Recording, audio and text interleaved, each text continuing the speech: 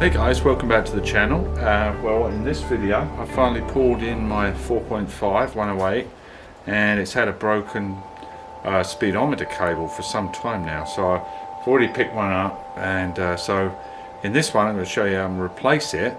It's going to obviously require undoing that dreaded nut under the dash just behind the instrument cluster, which isn't too bad if there's a few little tricks to get in there. First things first is to get this panel off. Got a couple of Phillips screws here and then some like little pop type plastic things here that I got to pop off, and then that'll enable me to loosen off the handbrake and reach my hand up behind the dials. It's going to be kind of tricky to film here, but I'll do my best. Right, so I've taken those panels off. Not too bad, a few Phillips screws here and there. Just use your own common sense. There's a few little where are they, these kind of clips here. They're like sprung clips. You got to be careful you don't tear the cardboard panel.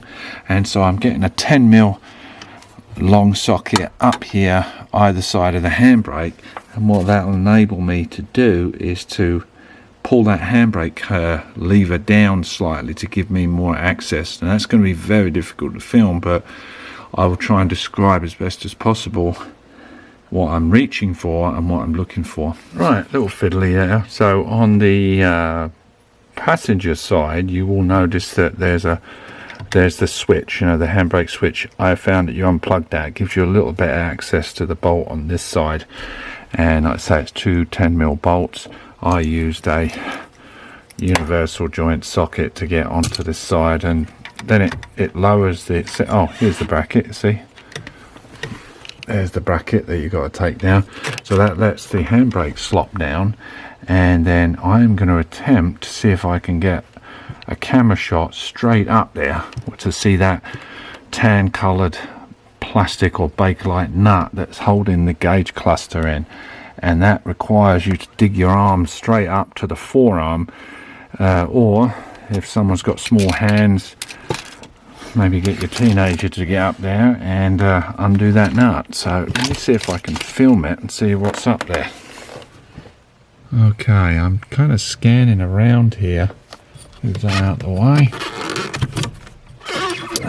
As you can imagine, this is pretty tricky to film underneath here, but basically what you're trying to look for is the rear of the cluster, and there's a plastic knurled nut hidden in that mess somewhere. We'll pan out a bit. I don't see it through the camera, but trust me, it's up there. When we get the cluster out, or partially out, you will get the better idea.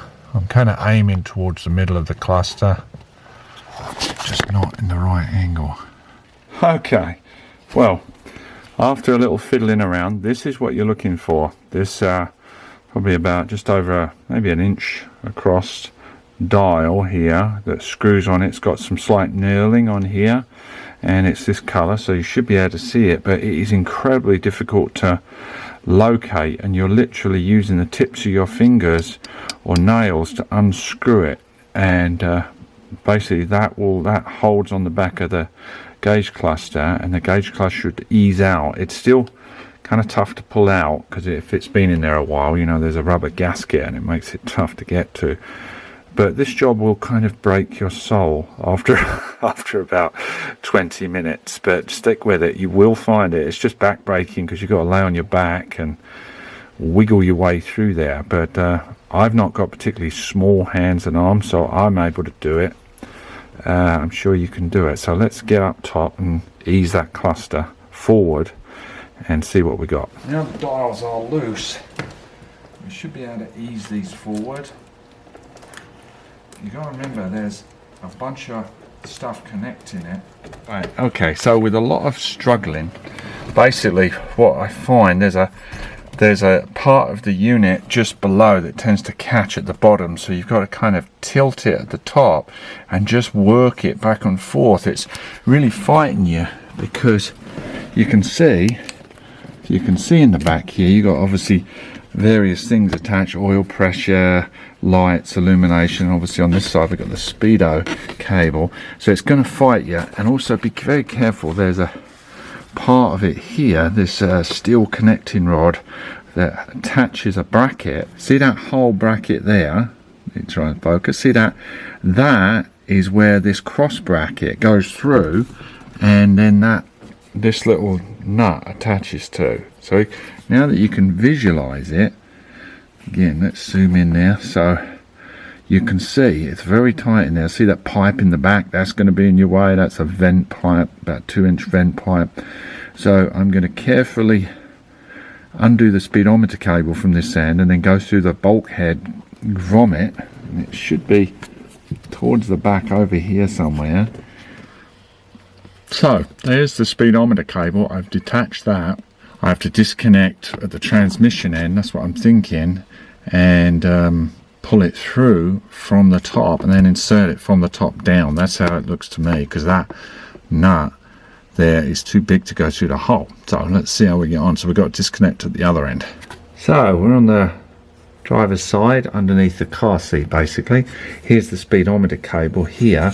There's a little clip on the body here, easy to undo, but another way you can see it straight up there where it connects into the side of the transmission. And you thought the pinion seal video was a tough one to film, so obviously I can't do this and undo that at the same time, but we'll examine it when we get it out. And then there's a side nut further up that I think keys into the cable. So there's the end of the speedometer cable. It comes out at the back end of the transmission right by to the driver's side of the flex plate. I'm just unthreading it at the back of the engine here, and I'm trying to find a direct path back, and I think we're going to pull this through the dash that way. That's what makes the most sense to me, because let me get the other one. As you can see, this is the replacement. This I don't think will go through the hole in the bulkhead. This end's a little smaller, so let's just see how we go with this.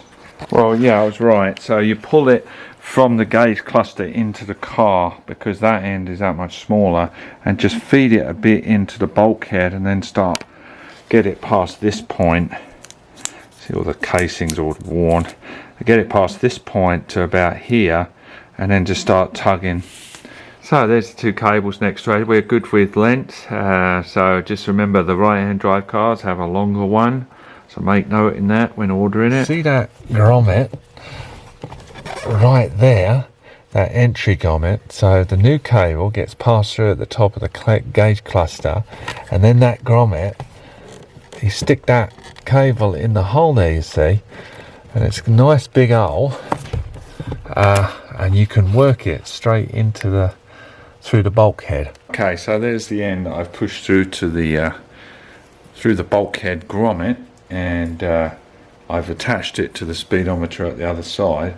I think what I'll do is remount the speedometer and the gauge cluster, and then this will be able to not hinder that process, because this is pretty stiff and can make it kind of tough to relocate.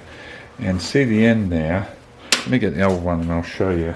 Okay, there's the end of the old one. There's a little rubber grommet here that is obviously to keep the moisture from going in there, and then this goes in a sleeve, and then essentially this bolt keys into this lip here, holds it in, and there's the key that turns inside the transmission to operate the speedometer. So I'll probably put a little silicone or something to help me locate that, and then put the bolt in. Now, before I go putting the speedo cable back on the other end, I thought I would delve deeper in and remove the gauges, because I'll tell you why. On the speedometer side, the top part of the glass when I was cleaning it one time was kind of a bit flopping in and out, and I thought it's come unglued or there's a clip come undone. But what it is, let me see if I can show you on camera here. See, make sure we keep focus here. Here is a retaining ring, okay? See, there's like little teeth on those. And what it is, they engage with a series of clips around the perimeter of the inside to hold the glass in. And what you have to do, you have to just turn it like a bayonet fit, and then it locks it in. But the trouble is, take the glass out here, there's the glass, and then there's a decorative ring that goes in the front. You can see these little clips here. You can see, but I don't know what you can see in camera, but they've broken off, and there's several broken, and that's probably due to excessive pressure on the glass, you know, from cleaning and what have you.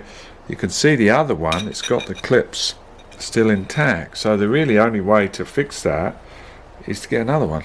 So luckily I got the car out front that's got the same thing on it, and that is intact. So essentially I'm stripping them both down so I can switch over the components, and then this ring will lock in and lock in the glass. I'll show you the other one and what I've been doing to that. So this one essentially is really no good. I guess you could put some glue in the glass and then set that ring in there and lock it in as best you can and be done with it.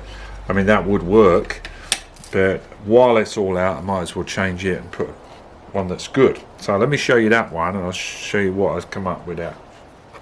Now here's the other one I took off of the other car, identical. I've taken the little retaining clips out, taken the glass and the beauty rings out, and washed it in the sink and got it all clean. But I don't know whether you can see here that the plastic has kind of got a dullness from sunbake here. And see, here's one I've cleaned up. I haven't quite finished it yet, and I'll show you what I used. If I can get a rag around here somewhere, hold on a second. Right, okay, so this is the dull end. All I used was some metal polish. I would imagine any grinding polish would work, just to cut into the plastic slightly and burnish it up. This is actually what I use on chrome. Just a little dab of that. And see how dull this is here. I hope you can see it in this light. So we'll just put a little bit on there and we'll polish it. The rag will turn black. It's mainly the top section that's been exposed to the sun. Let's do a little bit so you can see the idea. So, and then we'll buff it up. As you can see, it comes out quite shiny and quite nice. So I'm going to work my way around this one, cleaning it up, clean the glass, put the brackets back in, and then reassemble. So there's all the lenses all cleaned up. That's come up nice. The body's come up pretty good. I used a kind of a cotton bud to get into all the grooves and stuff. A little bit of detail there I've got to do, but that inner silver ring, I polished that up, cleaned the glass, and if you can see the way these little bayonet things are, there's little metal tabs here, and you set it down and then just with a flat bladed screwdriver just tighten them up ever so gently, just nip them up. You don't need to go crazy, they're locked in there. And remember, when you're cleaning this glass, don't push too hard because you'll break the tabs. So be very gentle when you're cleaning your dial clusters, because those tabs, it's just plastic, you know, over the years they're going to dry out and break, and you can see the amount of work to, you know, get in there and change it out. I've got to put the chrome bezels back on. I've got those two, they've come up nice. I'll just put a little glue on those, glue those. So that's that done. Okay, I have one of the rings on. I haven't glued it in place yet, but that looks quite nice, doesn't it? Excuse the harsh light in here. I'm going to show you on the bench with the other one all the little bits and bobs, details and stuff, but it went in really nicely. And I've checked my light operation and my little dimmer rheostat, and it all works properly. And like I say, I'm going to be very gentle cleaning these lenses from now on, not to put excessive pressure on. I've glued these chrome rings back on, a few spots of very liquidy super glue, glued those back on nice. So yeah, it looks great. So let's get it all bolted up. As you can see, I took the steering wheel off, makes access a lot easier. Okay, let's get that dreaded nut back on up the back side, and we'll be wrapping this job up. Now, believe it or not, it's several weeks since I last filmed, and I wanted to just do a overview of the gauge cluster assembly. The one is in now, as you saw on the 4.5, and just give you a few little things I wanted to make note of here for you. This is the dimmer rheostat thing here. Okay, now do you see here, see the way it protrudes at the bottom of the gauge cluster? Now that's what I was telling you when at the beginning of the video, where the gauge cluster's sitting. You have to kind of tend to pull on the top and lift it out this way, because you go pulling this way, this little rheostat has a habit of catching the trim, the wood trim, and actually worst case scenario you can actually break off a piece of the veneer, and you don't want that. So a kind of a tilt slightly and then hooking the whole gauge cluster out. So anyway, you'll see that on the earlier models where the underneath the gauge cluster there's the rubber strip, like on my 68. That rubber strip, I believe, is right close to here and would add some protection to the wood. So you would still probably have to lever it out, but you wouldn't have as much danger of this damaging the wood because there's that rubber one, that strip there. Anyway, I haven't done that on the 68, which I'm going to have to, because we're going to have to dig in there to get the heater controls out. So that's for another video. But anyway, so here's obviously the left-hand dial, temperature gauge, oil pressure gauge is here. Oil pressure line screws straight into the back here. This round terminal here is a straight plug that goes in there. It can only go one way because it's got a keyed hole here. You can see that, so that's pretty straightforward. Obviously the fuel tank gauge there. This one is the temperature gauge, and that slips out of this groove here and obviously stays in the car. I didn't connect that.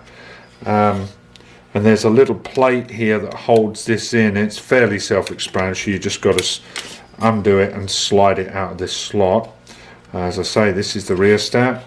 This is the clock here. So if you ever wanted to just restore your clock, you could pull the gauge cluster down, not pull it all the way out, but this goes into those two holes there, and there's a little tab connector there where the power is, and it picks it up there. So this is literally just plugs into the board like so, and then there's two nuts on the back there that you'd have to undo, and then you can pull that guy out and send that off to be repaired. So that's that. These are all the bulbs for the various gauges, instrument, warning lights, etc., and they're a straight bayonet fit straight into the back of the board. So you just push it and lock it. So see, there's a tab there. It's pretty straightforward. There's about 10 of these bulbs all the way around the unit here. So that is that. That's pretty straightforward. And off to the side here is the other dial. Okay, and on the other one I use some light lithium grease on the gearings at the back. Various gears that are exposed, not overdoing it, just a little dab here and there. And there's obviously where the cable attaches. That's that guy.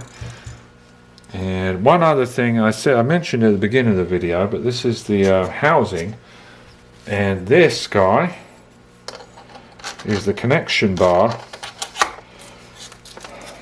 that has the nut screwed on the other side of it, reaching up underneath the dash. Now be very careful with these bolts also when you're pulling the dash, the cluster from the dash. These can easily scratch up your dash and you won't be very happy.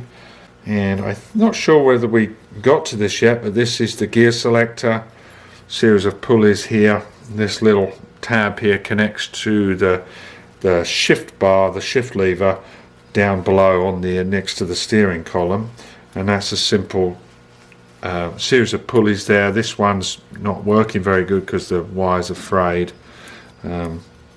Well, I hope you enjoyed that video. Sorry it's been a while since I've put a video out. It's been crazy busy here. Mum's gone back to the UK, so I've been really preoccupied with that, but I'm going to get steaming back into it now. As I say, this wasn't too bad of a job, just a little fiddly reaching up there, getting that nut out, and once you got that, it's all fairly plain sailing. Yeah, so I'm happy to got that. The next job to do on the 4.5, are the subframe mounts that I took a few pictures and posted them on the Facebook group. They're in pretty bad shape and they're going to need doing very soon. I've got a set for the 6.3, but I want to order a new set for the 4.5. And also, while I'm at it, I'm going to replace the engine mounts as well, which I actually replaced probably 2014, but I didn't know any better, and I used a non-Mercedes engine mount. I can't remember whether it was Euro or Mal or whatever, but they didn't last, and they've all crunched down again. So I was able to score some originals from my friend Jimmy from the 108 109 group. I got those just today. So these are Lemforder, which is the original German Mercedes ones, and we'll fit those guys. These are new old stocks. I'm well happy to have scored those, and we've got to pick up a rear transmission mount as well. So hopefully that's in the next video, and of course we've got to press on with the 6.3. I've been planning my attack. I'm going to carry on with the engine bay. Whether I filmed that or not, I'm not sure, because you can only see too many of those welding videos. I'll obviously shoot more of those as the tricky stuff gets closer, which is towards the back, but get cracking on that. And also I want to do some videos on stripping all the doors down and all the various components, keeping all those together, making sure they all go back well. And that's also for my reference for when I go to put these things back together. I can review it, so it's not all for you. So thanks a lot for watching, guys. Appreciate it. Please hit like, share, subscribe, and I will see you in the next one. Take care. Bye bye.